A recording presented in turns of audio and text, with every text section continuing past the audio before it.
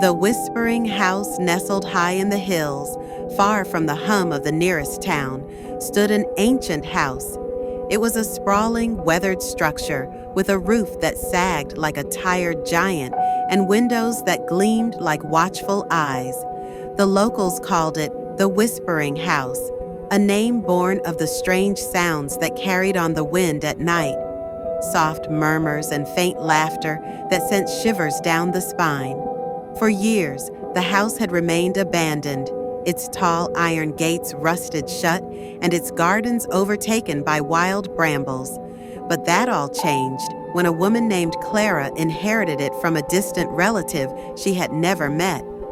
Desperate for a fresh start after a failed marriage and a stalled career, Clara saw the inheritance as a sign, an opportunity to escape the city and rediscover herself. The villagers were not so optimistic. When Clara arrived at the local market to buy supplies, the whispers began. "That house is cursed," one old man muttered as she passed. "She won't last a week," a shopkeeper said under her breath. Clara ignored them. She had never been one to believe in superstitions. Armed with determination, she set out to transform the old house into her sanctuary. The first few days were uneventful but exhausting. Clara cleaned, painted, and cleared the overgrown paths around the property.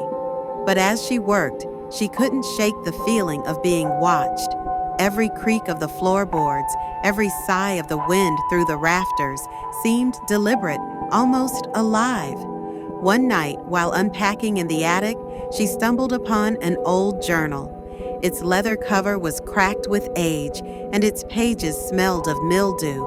Inside were entries dated over a century ago, written by a woman named Eleanor Whitmore. June 15, 1893.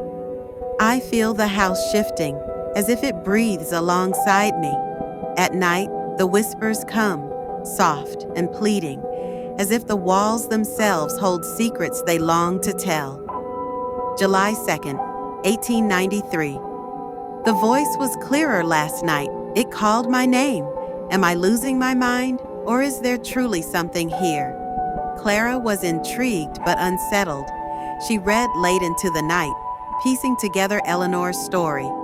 The entries spoke of a tragedy, a child lost, a husband driven mad, and Eleanor's growing belief that the house was alive, feeding on her despair. That night, the whispers began for Clara. At first, they were faint, indistinct sounds, but as the days passed, they grew louder. She heard her name called from empty rooms and felt cold drafts where there should be none.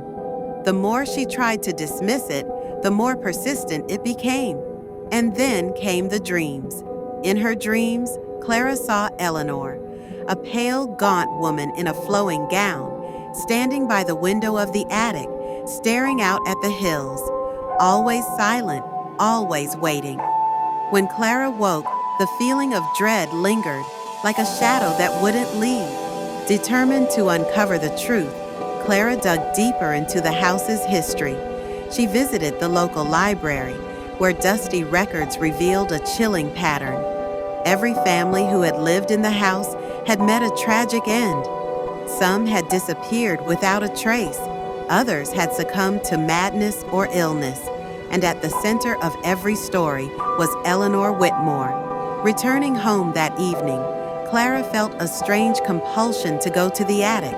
There, she found a hidden compartment in the floorboards beneath where she had discovered the journal. Inside was a bundle of letters and an ornate key. The letters were written by Eleanor to her sister, begging her to come and take her away from the house. "It is not the house that is haunted," one letter read. "It is the land. It calls to me, binds me. I fear I will never leave." The key, as Clara discovered, opened a small locked door in the basement, a door she hadn't even noticed before.